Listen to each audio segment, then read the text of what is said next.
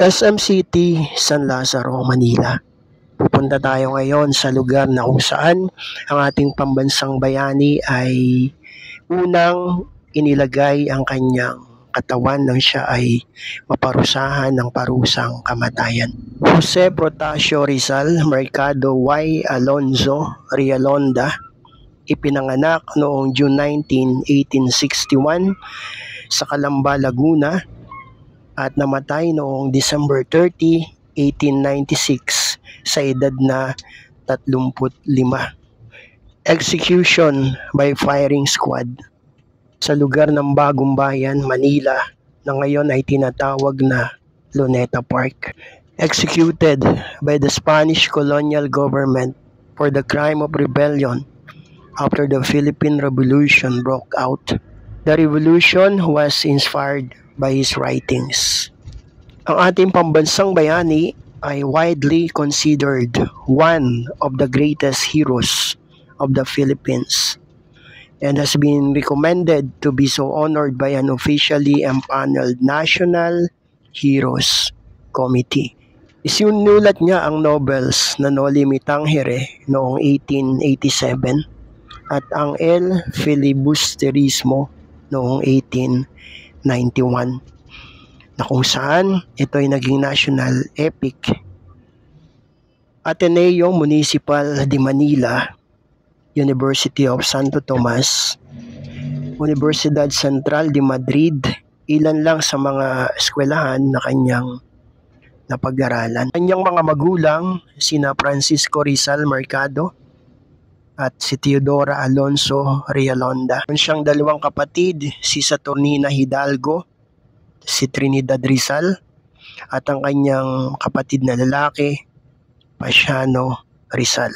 Nang siya ay parusahan ng parusang kamatayan, ang kanyang huling salita, consummatum est, na ang kahulugan sa ating wika ay tapos na. O sa wikang English, it is finished. Kapansin-pansin na ang salitang sinabi niya ay binanggit din ng ating Panginoong Jesus sa Book of John chapter 19 verse 30. When Jesus had received the sour wine, he said, "It is finished." And he bowed his head and gave up his spirit. Signifies Jesus' completion of his mission and the sacrifice for humanity's sins, marking the fulfillment of prophecy and the establishment of a bridge between God and humanity. So guys, pupuntahan natin ang place na kung saan ang ating pambansang bayani, si Gato Rizal, ay unang inihimlay ang kanyang katawan. Maraming salamat sa mga patuloy na sumusubaybay sa ating channel, sa mga nagla-like, nagko-comment, nagsishare, sa mga nag-subscribe, sa mga magsusubscribe. Maraming salamat. So tayo ay nandito ngayon sa Lacson Avenue. Madadaanan natin ng isang university na pinasukan o dito din nag-aral ang ating pambansang bayani, ang University of Santo Tomas. So diretso lang tayo dito sa Lacson Avenue.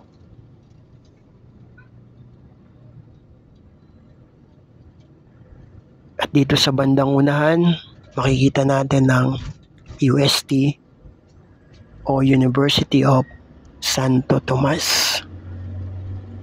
So mapapansin natin yung mahuling salita na sinabi ni Gato Rizal. At ang sinabi ng ating Panginoong Jesus ay may pagkakahawig.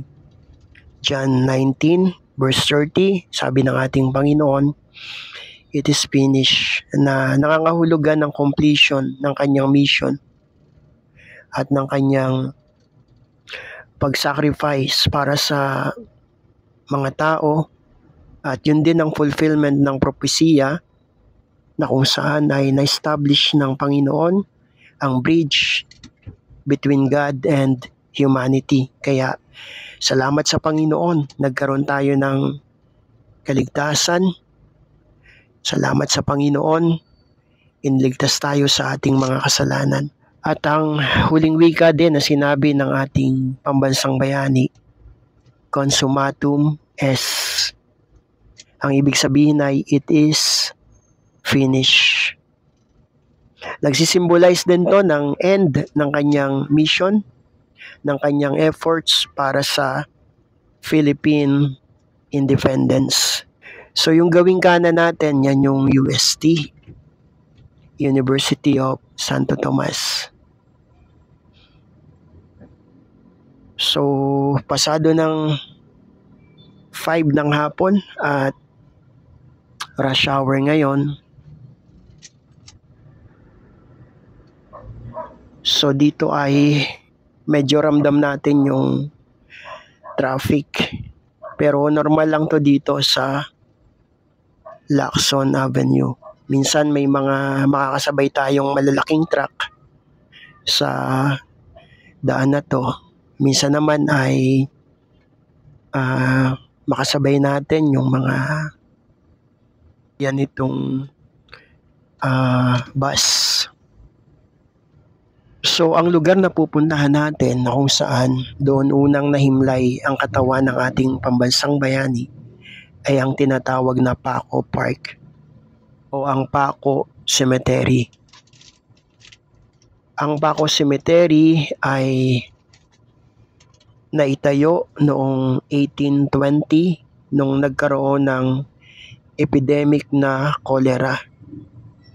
So noong December 30, 1896 nang ang ating pambansang bayani ay naparusahan ng parusang kamatayan, ang kanyang katawan ay doon inilagi. Mula December 30, 1896 hanggang December 29, 1912. Sa ating kasaysayan ay marami tayong mga naging bayani, pero naiiba ang ating pambansang bayani na sigat Jose Rizal. So dito sa ating left side, may food panda na nakabike, nagdi-deliver. Ayan, so binuhat na niya yung bike niya at tumawid dun sa kabila. Ayan, siguro ay mag-u-turn siya. O dito naman ulit, may dumaang nakabike. Ayan. So, tinulak yung bike niya dun sa taas. Ganito dito kasi kapag talagang matraffic ay ayun yung naka-food panda dumaan din doon. So dalawang nakabike at magkabila sila ng dinaanan. Pero nasa island sila dumaan. So kahit kasi bisikleta talagang nahihirapan kapag ganitong rush hour.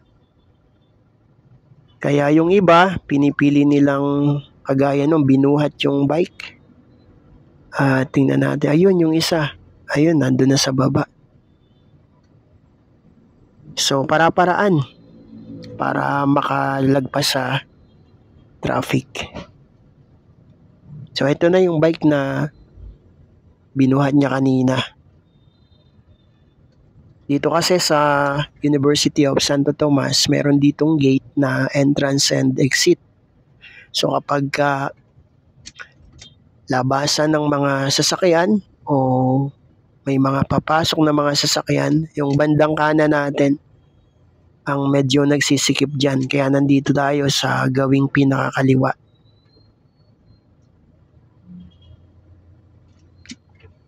So magandang nakita natin sa Bible verse sa Book of John 19:30 na talagang tinapos ng Panginoon yung kanyang misyon para iligtas ang mga tao na mananampalataya sa Kanya.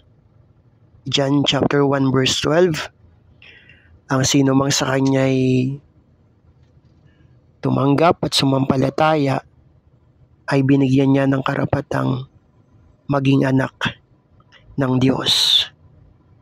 Ang ating pambansang bayani, tinapos din niya yung kanyang misyon at yun ay kanyang ginawa para magkaroon ng independence ang ating bansa.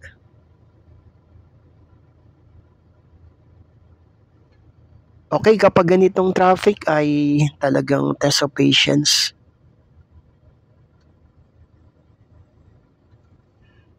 Minsan konting abante at stop ka agad. Kapag ang gamit nating sasakyan ay manual, medyo talagang struggle. Pero kapag yung mga automatic yung gamit ay medyo magaan lang sa kanila.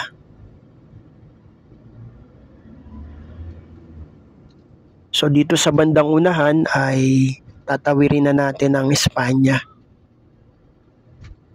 Ang lugar na to kapag malakas ang ulan, dito malalim ang baha. Pero kapag ganitong wala namang ulan ay maganda ring dumaan dito. Actually, kahit saan tayo umikot ngayon kapag ganitong rush hour ay ramdam talaga ang traffic. So diretso lang tayo dito sa Lacson Avenue at kapag nakatawid tayo ng Espanya, tatawid naman tayo ng Loyola, may traffic light din doon. At after ng Loyola ay susunod yung Fajardo at may traffic light din doon. At kapag nakatawid tayo ay dire-diretso lang tayo, akyat tayo ng Nagtahan flyover. At kapag tayo ay bababa na ng tulay, gagawi tayo sa kanan. At doon tayo dadaan sa Paz Mendoza Guason Street. So kapag nakababa tayo doon ay madadaan na natin ang ilang part na sakop ng Malacanang. Kapag tayo ay naglalakbay, nagta-travel, palagi nating paulit-ulit na ipaalaala, laging nasa magandang kondisyon ng ating katawan. Kapag inaantok, huwag pilitin na ituloy ang driving. Hanap ka agad ng safe na lugar at kumuha muna ng idlip. At kung makaidlip na, tsaka magpatuloy sa pagdadrive. Palagi ding i-check ang ginagamit na sasakyan, ang gulong, ang battery, ang ilaw, ang preno, ang wiper, at yung mga mahalagang dapat i-check yung langis, i-check ang gas. At syempre, lagi ding manalangin bago mag-travel. So, inabutan tayo dito sa Espanya ng red light. Hindi natin pinilit tumawid kasi nag-change naman yung light na hindi pa tayo maabot dito sa yellow lane. Kaya dito pa lang sa pedestrian ay nakapag-stop agad tayo bago tayo dumating dito sa pedestrian. So yung nasa left lane natin, yan yung mga galing ng Circle, mga galing ng Quezon Hub. At papunta yan ng Quiapo, papunta ng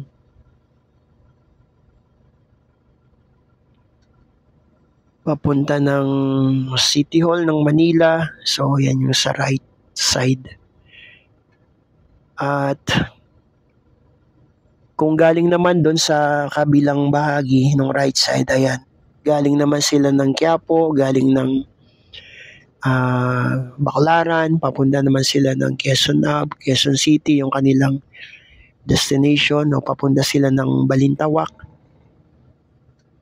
So yan, yung mga posibleng pupuntahan ng mga sasakyan na nasa kaliwa natin at nasa kanan.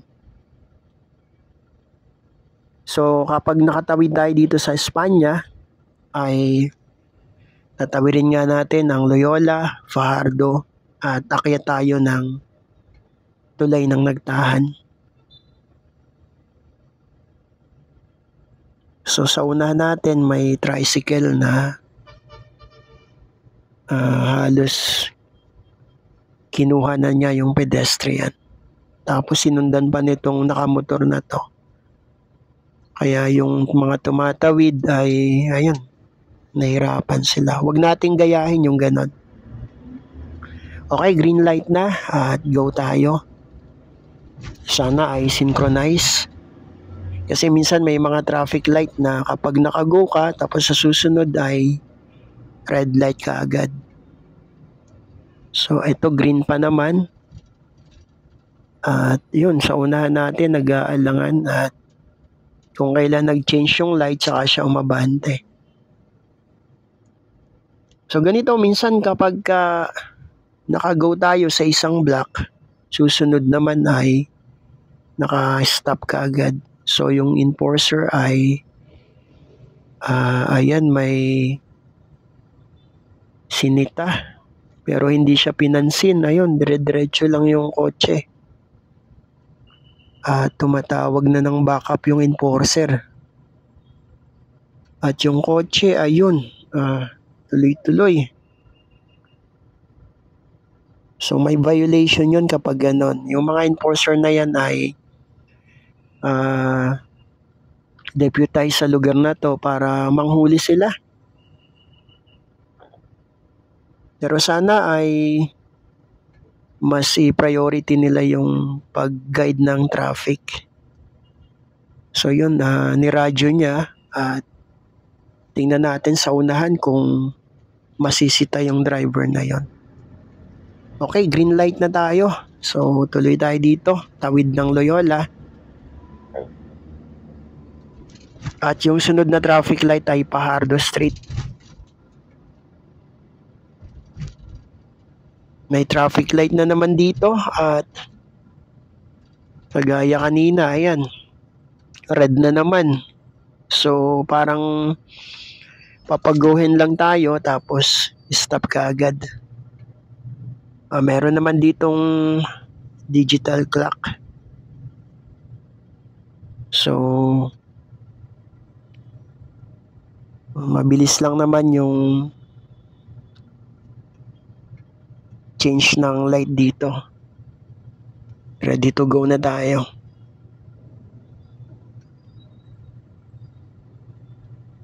So yung driver kanina nung silver na 4 wheels ay hindi na natin napansin.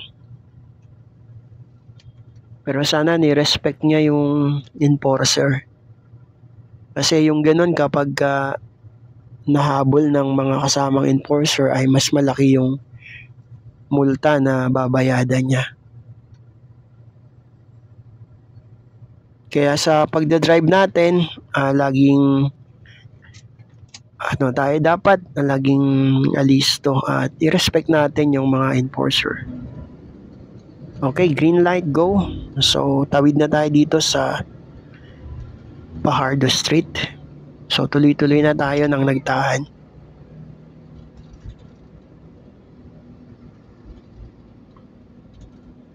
Okay, medyo maganda yung takbuhan ng sasakyan dito. Ang daming motorsiklo. Ayan, medyo alanganin yung pag-overtake ng isang nakamotor na yan. Parang pinipina niya yung ibang sasakyan. Sa pagmumotor sana ay maging considerate din. So ito, kaya tayo dito sa tulay ng Nagtahan.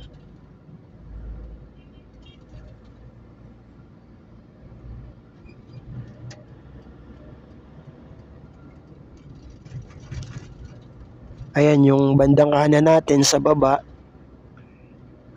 Yan yung mga papunta ng Cubao kapag magle-left. Yung kanan naman, dyan sa baba, papunta ng Malacanang.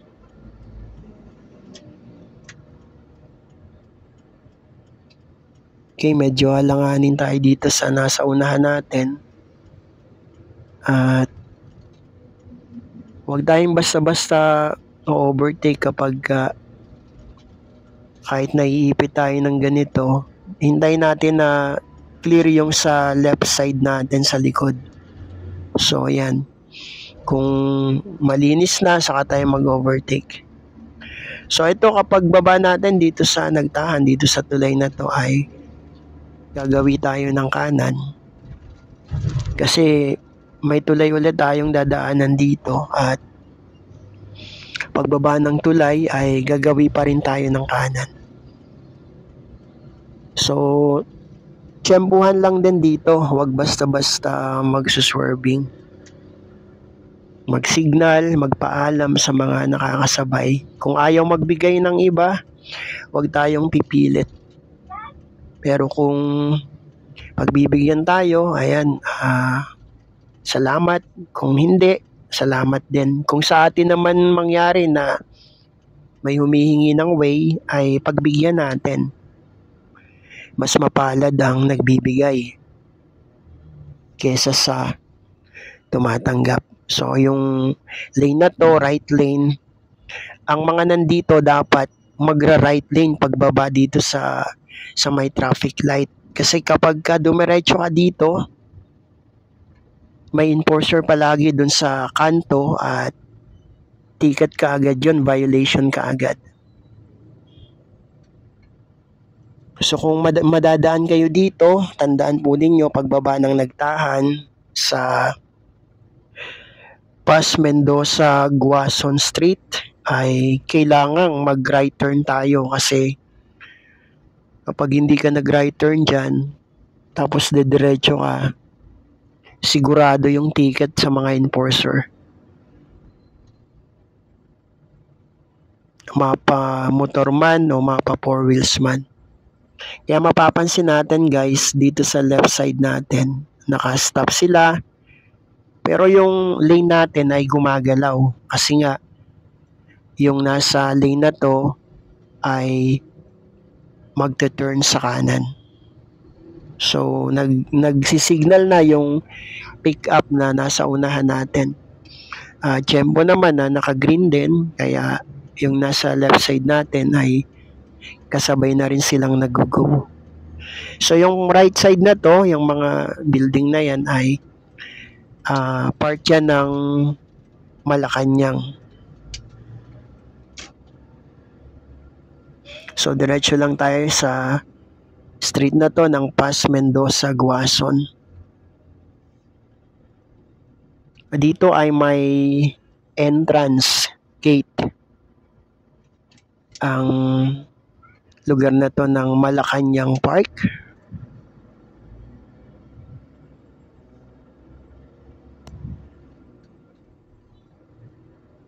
Okay, so ayun, may PSG na bantay doon sa gate.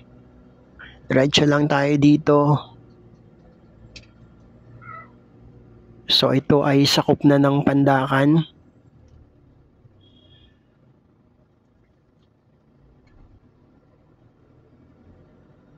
At kilala yung lugar na to sa tawag na Otis. Kapag ganyang pedestrian at may mga tumatawid, lagi nating pagbibigyan. Maging mapagmatsyag tayo sa ganyang mga pedestrian. Priority lagi yung mga tao na tumatawid. Okay, so sa ating left side, yung kasalubong natin na medyo na sila doon, no?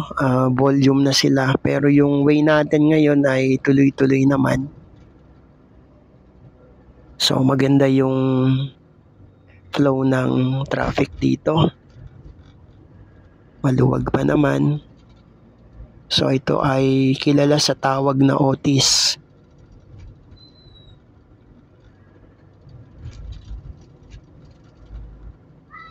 At meron ulit tulay dito, may maliit lang na tulay. tatawid lang din tayo dito at kapag nakatawid na tayo ay gagawin na ulit tayo ng kanan. So yung street na ating kakananan mamaya ay nagdudugtong ng Quirino Avenue Extension at ng UN Avenue. So ito yung tulay na medyo maliit lang naman. At pagbaba nito, gawi tayo sa kanan.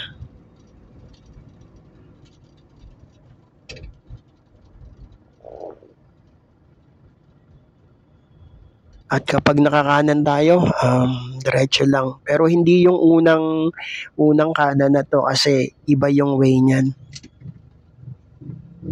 Dito sa traffic light tayo kakanan. So maraming salamat muli sa ating mga nakakasama, sa ating mga video, sa mga lakbay travel. Salamat sa mga nag-subscribe, salamat sa mga magsusubscribe. Maraming salamat sa mga nagla-like, nagsi-share, nagko-comment.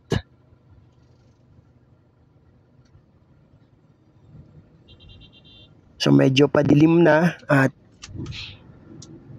kita na natin yung medyo padilim ng langit. So may mga nakagamit na ng naka-on na yung mga headlight. Yung iba ay hindi pa, yung iba naka-on na yung headlight nila. So diretso lang tayo dito sa UN Avenue at meron tayong shortcut na dadaanan papunta ng Paco Park. Ang isang option na madaling daan papunta ng Paco Park ay sa kanto ng UN Avenue at San Marcelino Street. So merong traffic light doon. Pero since na shortcut na lang tayo, hindi na tayo daan ng traffic light. Kakaliwa na tayo dito sa kanto na ang pangalan ay Gandhi Street. So dito tayo kakaliwa. At kapag nakakaliwa tayo dito, matutumbok lang natin yung Belen Street.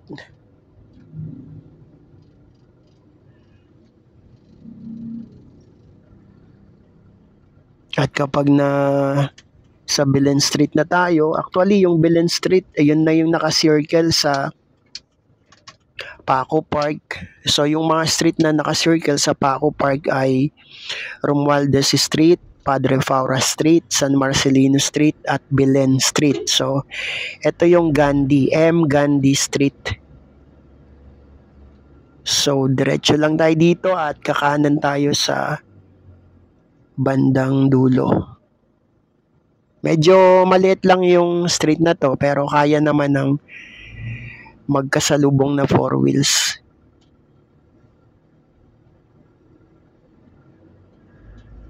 At kakanan tayo sa bandang unahan.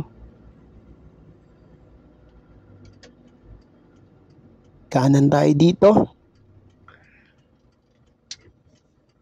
Barangay 674, Zone 73. So diretso lang tayo dito at tawid lang tayo dito sa kantong to ng Perez Street. So ingat tayo sa ganitong mga intersection.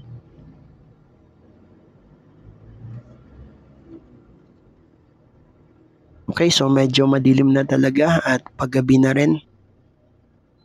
So ito yung sakop na to halos ng Paco Park, yung bandang unahan natin, ayan, yung nakabakod na yan. Paikot kasi yung Paco Park. Itong street na to galing sa Belen ay Romualdez naman. So ikot lang dito. At kapag nakaikot tayo dito, yung sunod na kaliwa nito ay Padre Faura Street na. So ito, Padre Faura Street na to. At ikot ulit tayo. So yung left side na yan yung Paco Park. Yung loob niyan. So naka-wall lang siya na palibot yung wall. At lalabas na tayo dito sa San Marcelino Street. So ito yung lugar na kung saan ang ating pambansang bayani ay naparusahan ng parusang kamatayan. Dito muna inilagi ang kanyang katawan. So guys, mula noong December 30, 1896 hanggang December 29, 1912, dito na malagi ang katawan ng ating pambansang bayani. Ito na ang ating destination, ang Paco Park. So, i-ano lang natin, i-zoom lang natin yung ilang part dito. Ayan. So, yan yung gate, yung entrance. Ayan yung Paco Park. So, maraming salamat guys. Pagpalain tayong lahat ng ating Panginoong Diyos. Hanggang sa muli, ito ang inyong lingkod, Pinoy TV. God bless us all.